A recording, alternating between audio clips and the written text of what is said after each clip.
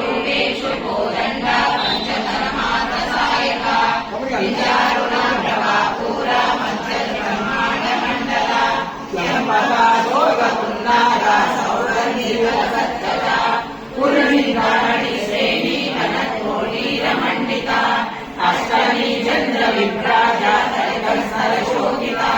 मुखचन्द्रकलम्बागा मृगनाभिविशेषका वदनस्मरमाङ्गल्या गृहतोरणचिल्लिका